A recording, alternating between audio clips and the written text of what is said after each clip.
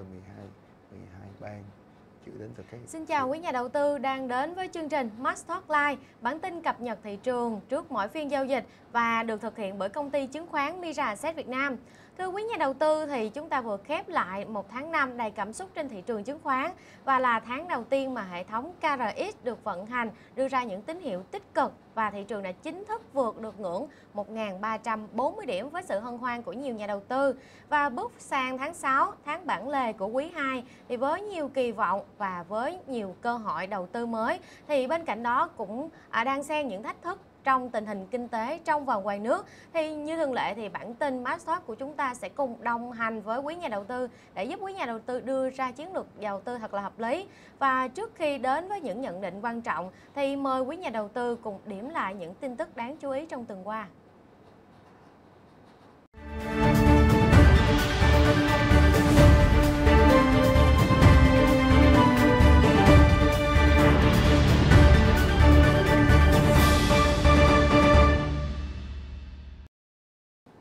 Rất vui được gặp lại quý nhà đầu tư và tôi là Trúc Linh, người sẽ đồng hành cùng quý nhà đầu tư trong số phát sóng đặc biệt đầu tháng 6 ngày hôm nay với chủ đề Triển vọng tháng 6, lùi bước lấy đà, vượt sóng gió.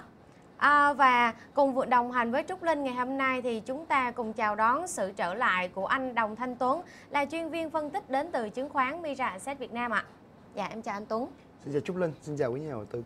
Dạ thưa anh Tuấn, thì thị trường trong tuần vừa rồi là tuần thứ tư tăng điểm liên tiếp với sự dẫn dắt của nhóm cổ phiếu Hội Nhà Vin trong nhóm bất động sản. Thì tuy nhiên là trong những cái phiên cuối tuần thì Trúc Linh cũng để ý là cái áp lực bán ròng của khối ngoại cũng gia tăng và tự doanh cũng bắt đầu có tín hiệu bán khá rõ rệt hơn. Thì anh đánh giá như thế nào về chất lượng của phiên giao dịch trong tuần vừa rồi thưa anh Tuấn? Cảm ơn câu hỏi của Linh. Thì chúng ta thấy là trong tuần rồi chúng ta có Vini là có được cái đà tăng khoảng tầm 4 tuần nhất rồi. Đà tăng chúng ta có khá là hiện hữu ở những phiên đầu tuần. Nhưng mà nhìn chung về diễn biến của tuần này nó tương đồng với nhiều chúng ta thấy ở tuần trước. Chúng ta có là đà tăng kéo dài tầm phiên từ ngày thứ hai và ngày thứ ba. Sau đó thì khi mà chúng ta vượt đỉnh rồi thì chúng ta thấy những áp lực chốt lời nó bắt đầu trở lại. Cụ thể chúng ta có là Vini tổng kết tuần ở mức tăng tầm hơn 18 điểm và đóng cửa ở mức là 1.332,6, tương ứng mức tăng tầm 1,38%. Nhìn chung chúng ta thấy là cái động lực của tuần qua nó vẫn đang được hỗ trợ khá nhiều đến về phía của nhóm bất động sản nói chung, khi mà nhóm này đóng góp đến tầm hơn 17 điểm đối với trường chung. Thì trong nhóm bất động sản chúng ta cũng thấy được cái sự hỗ trợ rất là mạnh mẽ và đà tăng gần như là bứt tốc đến từ phía của nhóm cổ phiếu Vingroup. Cụ thể chúng ta thấy là nhóm cổ phiếu của bao gồm là Vinhome, Vingroup và Vincom Retail. Cả ba cổ phiếu này đóng góp đến trường chung đến tầm hơn 12 điểm. Thì điểm sáng của tuần qua chắc phải kể đến câu chuyện là chúng ta thấy là áp lực chốt lời nó vẫn chưa quá hiện hữu cho lắm. Chúng ta thấy áp lực chốt lời trong tuần qua nó khá là cô đọng một vài cổ phiếu ngân hàng mà thôi. Theo sau một số cổ phiếu này cũng bán lẻ như là Giới Di động này, cổ phiếu của Vinpearl hoặc là Vietnam Airlines. Thì nhìn chung áp lực chốt lời trong tuần qua vẫn chưa quá mạnh cho lắm. Và thanh khoản chúng ta vẫn thấy là duy trì ở mức khá là tốt. Chúng ta thấy là câu chuyện mà thị trường đã có sự cơ cấu lại khá là nhiều giữa các nhóm ngành nói chung và lực cầu vẫn đang có rất là hiện hữu. Xét riêng vào câu chuyện là giữa các nhóm nhà đầu tư nói chung á, thì chúng ta vẫn thấy là cái khối ngoại họ bán ròng bán ròng tầm 2,7 nghìn tỷ và khá là dàn trải một số cổ phiếu khác nhau. Cụ thể chúng ta thấy là khối ngoại họ bán ròng tầm hơn 500 tỷ với Hòa Phát, rồi Sacombank là hơn 300 tỷ, Vietcombank có tầm 235 tỷ. Ở trường lại họ cũng mua ròng khá là nhiều họ giải ngân chủ yếu một số cổ phiếu là bất động sản này. Chúng ta thấy là khối ngoại họ mua ròng đối với Novaland là 366 tỷ, Vinhome là 245 tỷ, cuối cùng là Nam Long tầm 240 tỷ. Theo sau một số cổ phiếu của bất động sản là một số cổ phiếu mang tính đặc thù một xíu. Chúng ta thấy cái sự trở lại của khối ngoại đối với cổ phiếu là GMDF hay là cổ phiếu của GVR và như là gas. Về phía tự doanh chúng ta thấy là tự doanh họ bán ròng tầm 2,3 nghìn tỷ. Thì câu chuyện này sẽ là phần lớn đến từ phía những cái giao dịch thỏa thuận đến từ phía cổ phiếu của VPBank, EVF. Theo sau là một số cổ phiếu họ bán ròng thông qua khớp lệnh là cổ phiếu của FPT, Techcom, Hòa Phát. Thì nhìn chung thì tự doanh họ bán ròng khá là nhiều nhưng mà họ mua ròng này không đáng kể cho lắm. Dạ, có vẻ như là thị trường trong tuần vừa rồi áp lực chốt lời đến từ việc mà trong giai đoạn tháng 5 thị trường đã có một cái nhịp tăng rất là tốt, rất là dài là 4 tuần tăng liên tiếp và đâu đó hơn 100 điểm. Vâng, chính xác ạ. Dạ, và thanh khoản duy trì ở mức cao đâu đó tầm trên 20 đến 21 ngàn tỷ đồng. Tôi thấy là tín hiệu tích cực vẫn còn ở thị trường. Và quay trở lại một vài thông tin đối với thị trường chứng khoán thế giới thì thị trường toàn cầu đã có nhịp hồi phục trong tuần qua, phần nào đến từ việc mà ông Trump bất ngờ gia hạn thời gian áp thuế đối với EU thay đổi từ ngày 1 tháng 6. Bây giờ gia hạn thông tin chính thức tới ngày 9 tháng 7. 9 tháng 7 vâng. Dạ. Và tuy nhiên là những cái tranh cãi về pháp lý, về thẩm quyền của Trump trong việc ban hành các chính sách thuế này cũng được các nhà đầu tư trong và ngoài nước chú ý nhiều hơn. Và theo anh thì bối cảnh này sẽ tác động như thế nào đến thị trường của chứng khoán toàn cầu trong tuần vừa qua anh? Đó, câu hỏi khá là thú vị. Nếu mà để tóm tắt ở cái đà tăng của tuần rồi á, chắc là tôi nói trong vòng 4 chữ thôi, đà tăng trong nghi ngờ. Đối với giai đoạn đầu tuần chúng ta thấy là xét riêng ngày thứ sáu chúng ta thấy là ông Trump ông từng đe dọa vào câu chuyện là áp thuế lên đến tầm 50% đối với hàng hóa đến từ phía EU, tại vì phía EU hiện tại ông ấy nói rằng là phía EU hiện tại đang đàm phán quá chậm. Nhưng mà xét đến phiên ngày thứ hai thì ông Trump lại có phần nào ông thay đổi quyết định là sẽ dời cái ngày hiệu lực từ ngày 1 tháng 6 sang ngày 9 tháng 7. Đó là giai đoạn đầu tuần thôi. Còn như vậy mà cuối tuần chúng ta có một câu chuyện nó mới hơn một xíu, là câu chuyện là chúng ta thấy một cái đơn kiện đến từ phía 12 bang của Mỹ, và tòa án đã đưa ra cái quyết định là để vô hiệu hóa tất cả các quyết định về thuế quan của phía ông Trump, rằng phía chính quyền Trump ông ấy không có đủ thẩm quyền để mà đưa ra một cái quyết định thuế gọi là thuế tướng lên đến hơn 181% như vậy. Nhưng mà quyết định này nó không kéo dài lâu, nó kéo dài khoảng tầm 24 giờ mà thôi. Thì sau 24 giờ thì ở phía tòa phúc thẩm lại phán quyết là ok, tất cả những cái quyết định của ông Trump về áp thuế là vẫn đang có hiệu lực, và phía ông Trump sẽ có thêm thời gian để chuẩn bị các hồ sơ để bổ trợ cho quyết định cho những cái phiên tòa tiếp theo. Thì đó là những cái câu chuyện về tính pháp lý, về câu chuyện là thuế quan rồi đàm phán hậu lợi hay không. Thì ở cuối tuần bằng phiên ngày thứ sáu chúng ta có một câu chuyện mới hơn nữa. Đó là câu chuyện là ông Trump sau khi những cái thách thức về câu chuyện pháp lý thì chúng ta thấy là ông Trump vẫn lên tiếng về chuyện là sẽ tăng thuế đối với các mặt hàng nhôm và thép từ 25% lên 50%. Vậy là cuối tuần. Thì sau đó khoảng tầm một ngày thì phía EU lên tiếng thông báo rằng nếu ông Trump quyết định là sẽ áp thuế và tăng thuế các mặt hàng nhôm và thép như vậy thì phía EU cũng sẽ đáp trả tương ứng với những mặt hàng đến từ Mỹ. Thì trong tuần qua chúng ta thấy là chỉ số của Mỹ, đặc biệt chỉ số là S&P 500 là tăng khoảng tầm 1,9%, nhưng mà tương đối nó hơi rung lắc một xíu. Như phía châu Âu thì nó sẽ tăng nó khá là nhẹ so với nhịp chúng ta thấy là Mỹ. Chúng ta có chỉ số của Đức là tăng khoảng tầm 1,56%, Anh và Pháp thì tăng tầm 0,62 và 0,23% lần lượt như vậy. Như phía châu Á nó sẽ sắc đỏ đang sang hơn rất là nhiều. Việt Nam chúng ta là một trong những thị trường nó tăng tương đối rất là tốt, như mà chúng ta từng thấy trong tháng 5.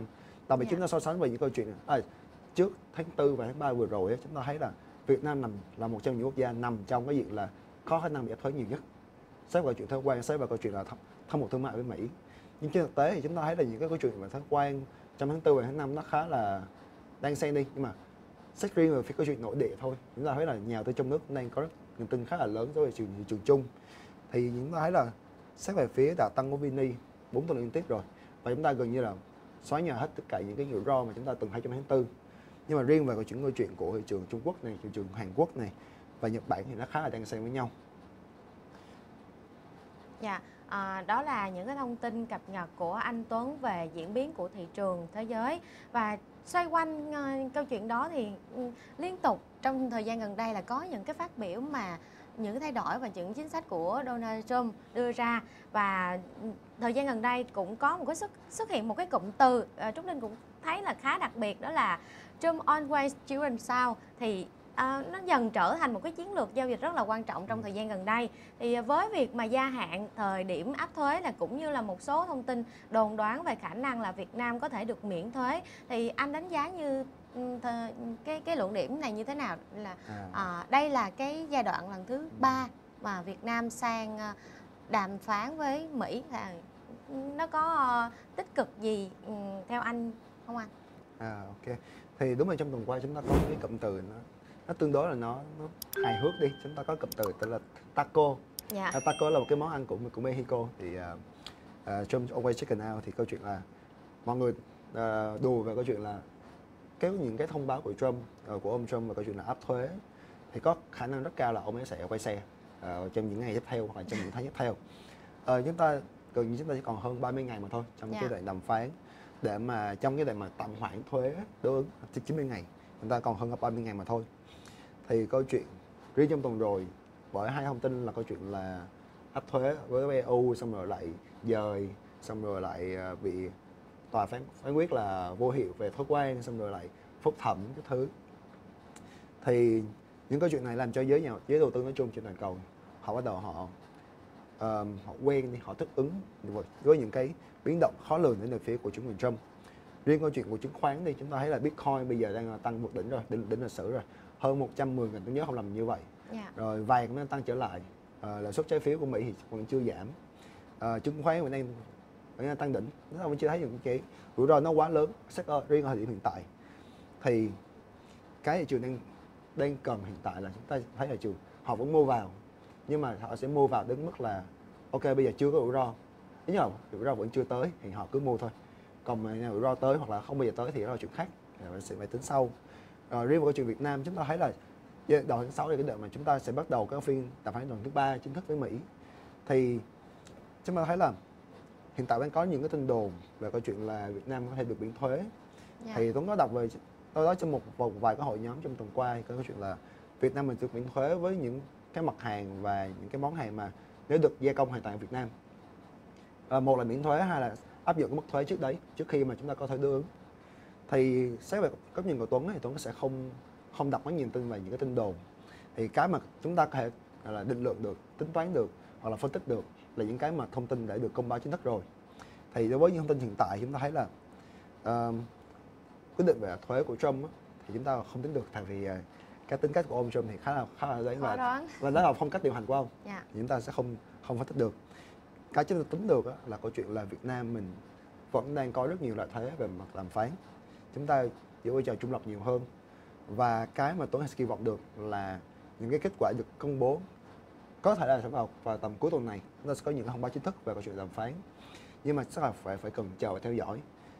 Và riêng về câu chuyện là Trump áp thuế, bây giờ nó có một vấn đề nó đáng nói hơn đi, là bây giờ họ bắt đầu tính đến phương án B.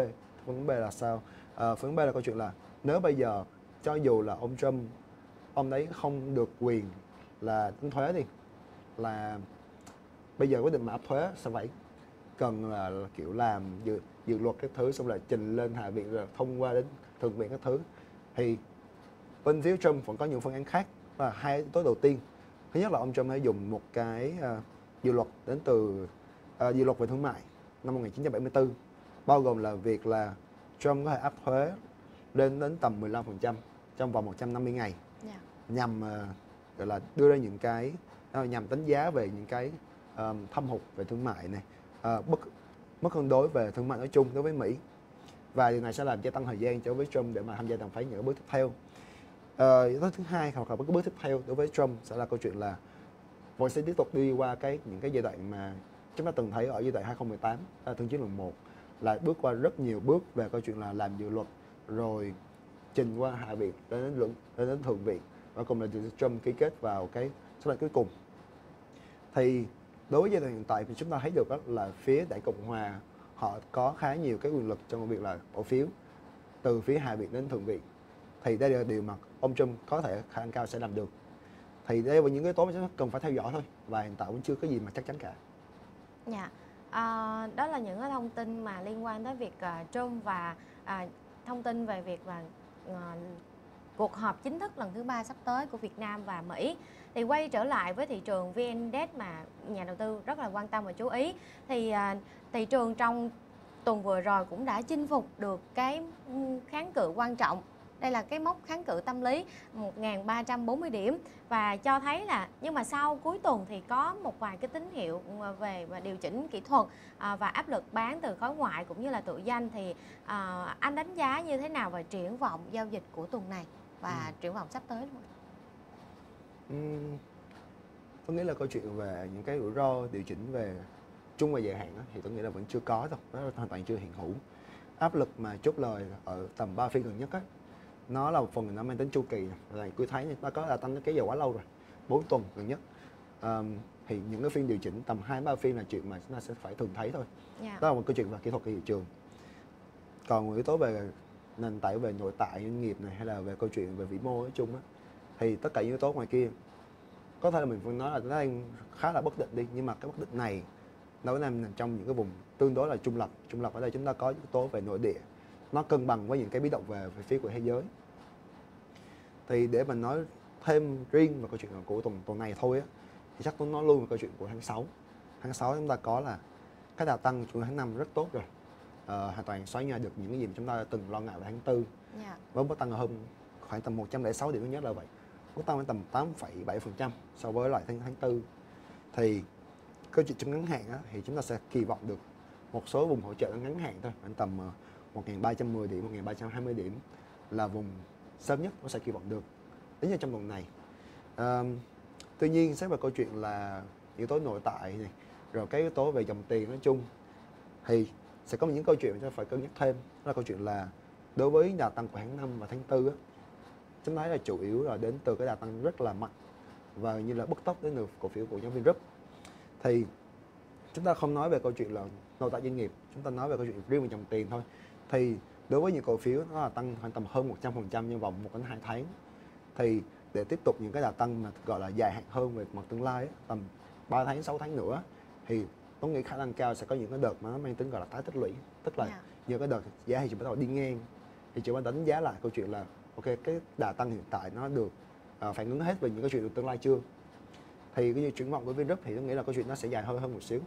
Và cái việc mà những cổ phiếu của Vingroup nói chung là bao gồm là Vinhome, VRE và Vingroup á, nó sẽ có những đợt nó đi ngang. Khi mà cổ phiếu này đi ngang như vậy á, chúng ta sẽ cần những cái sự trở lại về mặt dòng tiền, sự lan tỏa hơn đến nhiều giống ngành, và cái chúng ta cần sự lan tỏa dòng tiền đấy trở về các nhóm cổ phiếu mang tính dẫn dắt thị trường. Nó sẽ còn cái kỳ vọng là tăng đến từ phía của nhóm ngân hàng này, bán lẻ và công nghệ. Thì ba cổ phiếu này nó sẽ được kỳ vọng là sẽ cân bằng được cái áp lực là đi ngang của Vingroup, hoặc là áp lực chốt lời chung đối với thị trường chung khi mà thị trường vượt đỉnh. Dạ, thì có thể thấy là tháng 6 như anh Tuấn vừa phân tích thì tháng 6 cũng là một cái thời gian quan trọng để mà kiểm chứng lại sức mạnh của dòng tiền nè, mức độ lan tỏa đến các nhóm ngành, và đặc biệt là khi thị trường mà đón nhận nhiều cái thông tin trái chiều trong và ngoài nước. Thì thưa anh Tuấn, thì cảm ơn những thông tin mà anh Tuấn vừa đưa ra. Thì chúng tôi cũng luôn luôn chào đón những cái câu hỏi mà quý nhà đầu tư đặt cho các chuyên gia của chúng tôi để giải đáp cho quý nhà đầu tư. Và sau đây thì dành một chút thời gian dành cho quảng cáo các sản phẩm đến từ công ty chúng tôi ạ.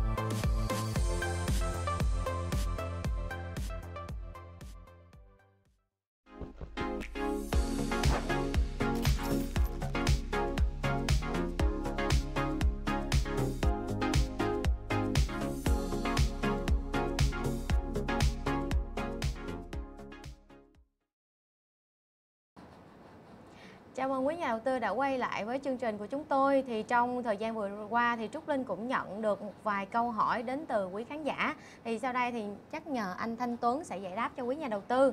Câu hỏi thứ nhất thì đến từ khán giả có một cái câu hỏi rất là rõ ràng, đó là thời điểm này thì nên mua cổ phiếu nào thưa chuyên gia? Đối với hiện tại thì tôi sẽ nghĩ là tôi sẽ hạn chế nhìn vào những cổ phiếu nó có bất động, nó có là cái exposure với những cái rau và thuế quan hơi lớn một xíu.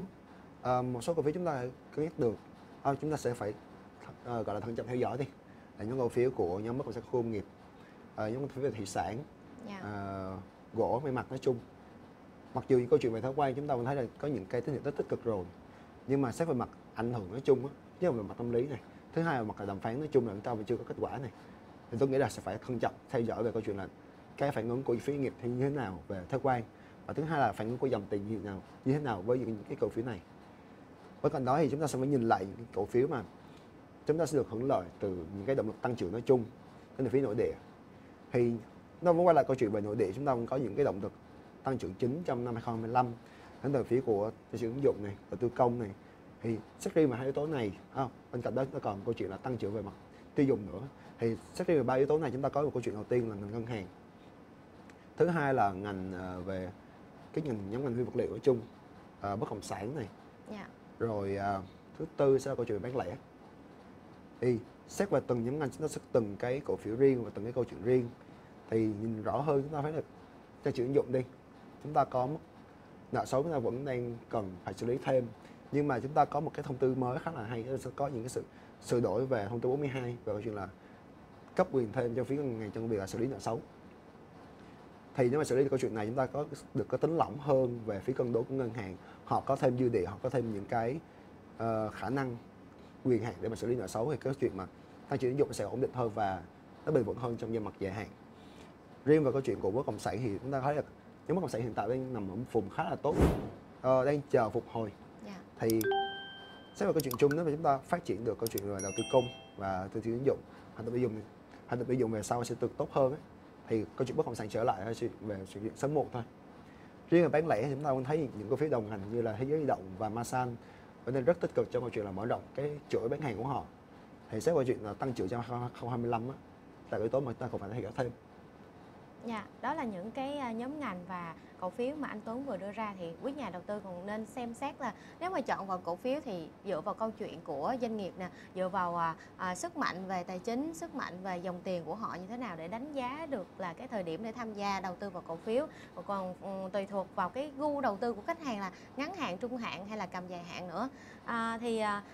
Và Trúc Linh cũng nhận được thêm một câu hỏi từ quý khán giả, đó là Mỹ áp thuế 50% đối với thép và nhôm nhập khẩu. Vậy cổ phiếu ngành thép sẽ ảnh hưởng như thế nào thưa anh? Cái câu hỏi hiện tại nó khá là kịp thời đi. Quyết định về mặt em chưa phải quyết định, đó là một cái thông báo về phía của chính quyền Trump thôi, là rằng ông sẽ áp thuế, sẽ tăng thuế từ 25% đến 50% đối với các mặt hàng nhập khẩu nhôm thép đối về phía Mỹ. Chúng ta thấy là cái phản ứng đầu tiên của Mỹ sau khi Mỹ thông tin như vậy, phản ứng đầu tiên đến từ phía EU là sẽ trả về câu chuyện là thuế quan. Tại vì xét về câu chuyện là nhôm thép của Mỹ thì EU là thị trường lớn nhất. Xét về riêng về phía Việt Nam chúng ta thấy là chúng ta có 3 thị trường chính là thị trường Mỹ, rồi EU và Trung Quốc. Thì câu chuyện hiện tại thì Tuấn có đọc một cái báo cáo về ngành thép được công bố bởi Phòng Research vào tuần trước thì cái mức đánh giá của Phòng Research hiện tại vẫn là mức trung tính. Trung tính ở đây chúng ta không nói về câu chuyện là rủi ro hay câu chuyện về cái chu kỳ của ngành, mà ta nói về câu chuyện là những cái rủi ro hiện tại nó được phản ánh vào giá hay chưa, và cái tính chu kỳ hiện tại của cổ phiếu nó là phản ánh được hay chưa. Riêng về trường của Mỹ, chúng ta vẫn thấy là Mỹ họ tăng thuế đối với các mặt hàng là về thép không rỉ đi, được tăng ở mức thuế lên đến tầm, tôi không nhớ không, tầm từ 40 đến 88%. Đến về phía mặt hàng này thôi thì chúng ta có là cả 3 đồng ngành về thép và nhôm như là Hòa Phát này, Hoa Xay Nam Kim này, cả 3 cổ phiếu này đều bị ảnh hưởng bởi cái tăng thuế này. Về thị trường chủ EU chúng ta vẫn thấy được là các mặt hàng về thép HRC là chủ yếu vẫn là cổ phiếu của Hòa Phát, thì vẫn đang được ưu đãi về câu chuyện là thuế. Nhưng mà cái chuyện riêng của EU đó là câu chuyện là EU họ vẫn đang gia hạn cái quyết định về giới hạn cái quota của họ về việc nhập khẩu HRC từ đây đến tháng 6 2026, thì nó phần nào giới hạn được cái sự tăng trưởng về cái dư địa xuất khẩu của HRC đối với của Việt Nam. Thì để mà nhìn ra cái chuyện là cái nhóm thép nói chung mình mua được hay không, thì tôi nghĩ mình sẽ tạm thời bỏ qua câu chuyện là xuất khẩu. Chúng ta nhìn vào riêng vào câu chuyện nội địa, mình nhìn riêng vào câu chuyện là cái câu chuyện của doanh nghiệp đi, thì cái mức trung tính ở đây giả từ một câu chuyện rằng mức định giá của nhóm ngành thép nói chung nó đang nằm ở mức là cộng một lần được chuẩn, sẽ mức định giá bình quân 10 năm của toàn ngành. Thì câu chuyện này phải nói một câu chuyện rằng để mà mua hiện tại để mà kiểu gia tăng cái lượng nắm giữ thì tôi nghĩ là vẫn chưa phải lúc, tại vì nó vẫn còn khá nhiều câu chuyện nó chưa được phản ánh vào giá trong tương lai gần. Thì chắc là để mà chi tiết hơn thì vì cái như tôi không phải người quá chuyên về ngành thép đâu, để mà khuyến nghị được nhà đầu tư tôi nghĩ là mọi người nên tham khảo qua báo cáo ngành thép của Phòng Research được công bố vào ngày 29 tháng 5 trong tuần qua.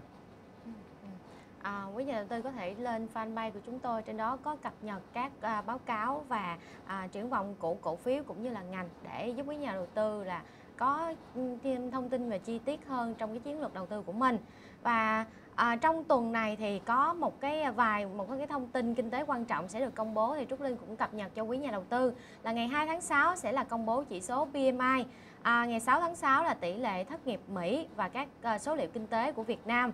Và trong cuối tuần này cũng là thời gian mà MSCI và FTSE cơ cấu danh mục, thì quý nhà đầu tư để ý những cái khoảng thời gian này để mà đưa ra chiến lược giao dịch cho thật là hiệu quả. Và cảm ơn anh Tuấn đã giúp cho quý nhà đầu tư trả lời những câu hỏi và đưa ra nhiều thông tin kinh tế từ trong và ngoài nước. Và hy vọng là những cái thông tin này sẽ giúp quý nhà đầu tư là có thêm cái thông tin để giúp cho cái chiến lược giao dịch của mình thật là hợp lý và hiệu quả nhất.